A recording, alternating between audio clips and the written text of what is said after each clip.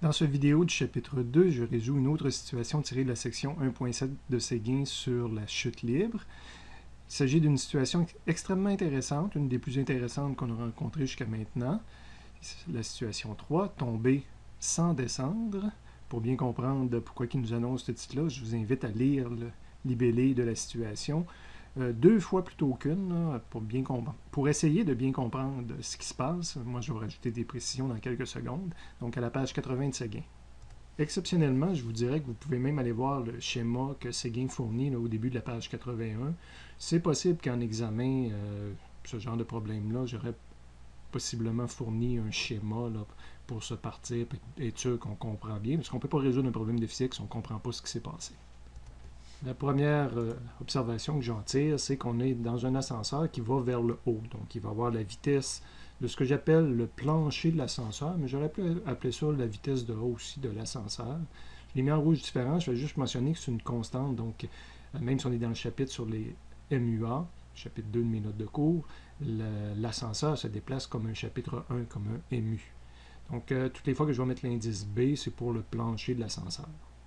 Deuxième donnée que je rencontre, c'est qu'on me dit que la boucle d'oreille de Béatrice est initialement à 1,6 m au-dessus du plancher de l'ascenseur. Moi, le problème va être fait par rapport à un observateur qui est à l'extérieur de l'ascenseur, qui observe la situation de loin. Donc, évidemment, ça va être un problème fait selon l'axe Y. Contrairement à habituellement les problèmes qu'on a fait jusqu'à maintenant, souvent j'ajoutais aussi le sol pour montrer où est le Y0.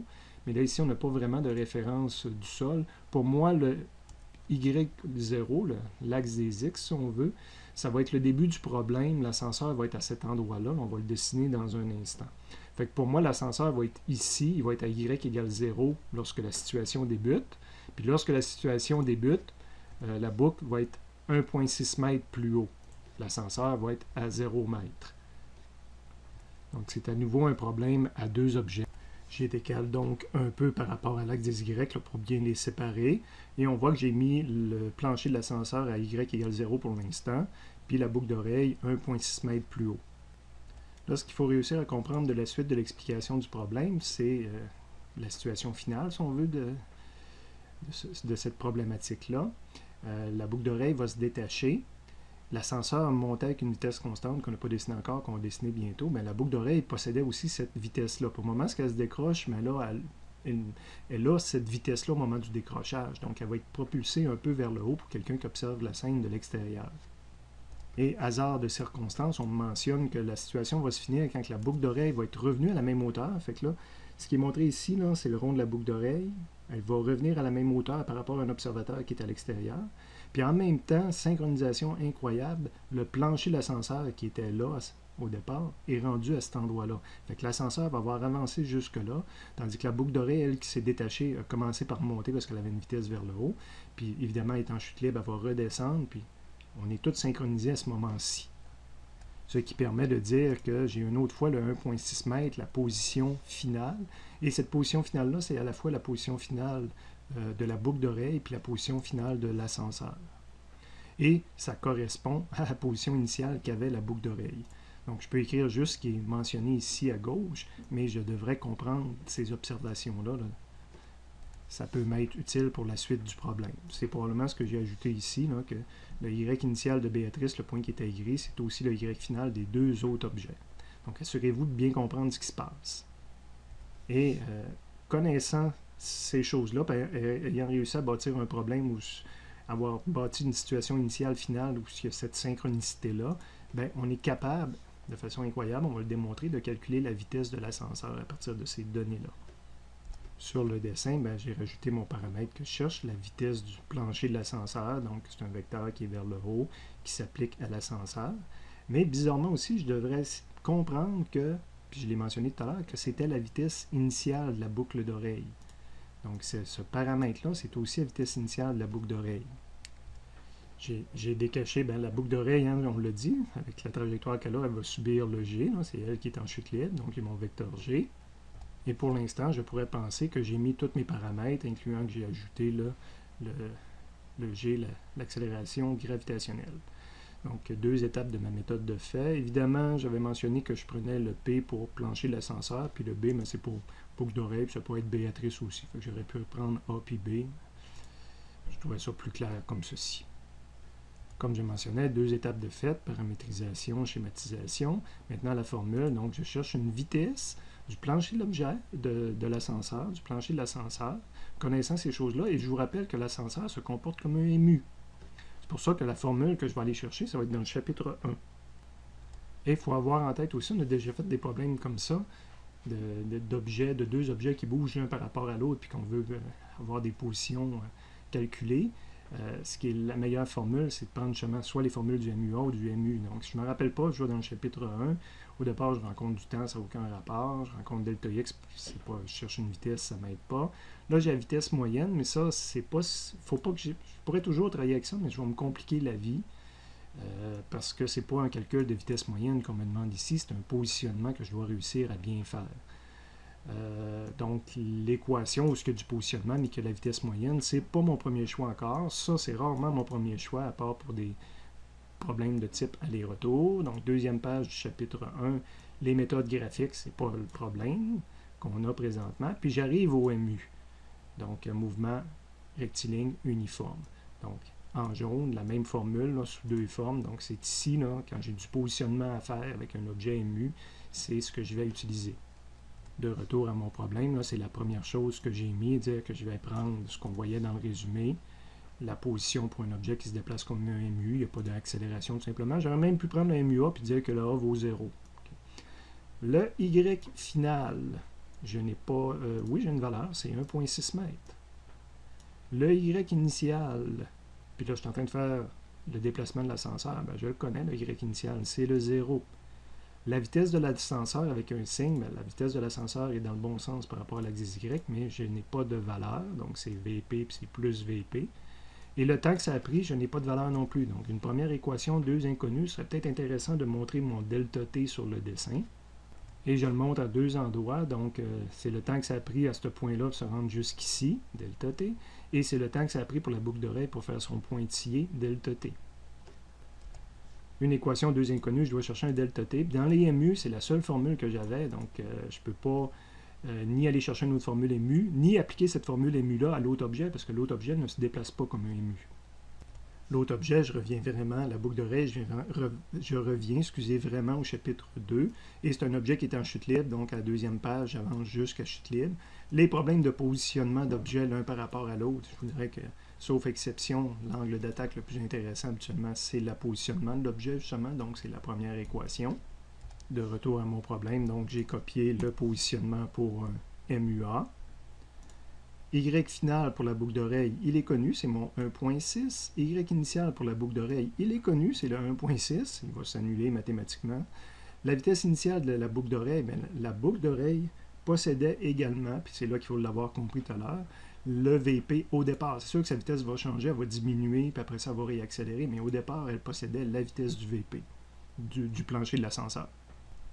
J'ai rajouté justement la vitesse initiale de la boucle d'oreille, puis le vecteur doit avoir la même longueur que pour le plancher de l'ascenseur. Et il est positif, donc c'est un plus VP. Fait que j'ai pas pris V initial, parce que le V initial de la boucle d'oreille, c'est égal au VP. Fait que là, pour ne pas avoir de nouvelles variables, j'ai pris une variable qui était déjà. Donc plus VP. Le delta T, c'est le même. Moins 1/2, 9.8, puis le delta T, c'est le même. Et dans cette deuxième équation-là, en vert, j'ai un inconnu qui était déjà listé, puis j'ai un inconnu qui était déjà listé. J'ai 2 équations, 2 inconnus.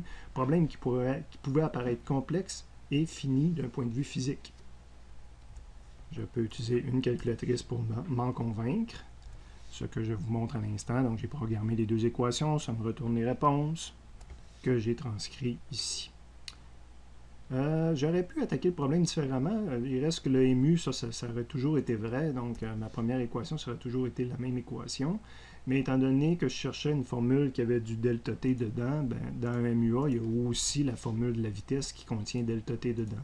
Fait qu'au lieu de choisir la deuxième équation qui est ici, j'aurais pu avoir le réflexe de dire je vais prendre cette équation-là. C'est pas mauvais.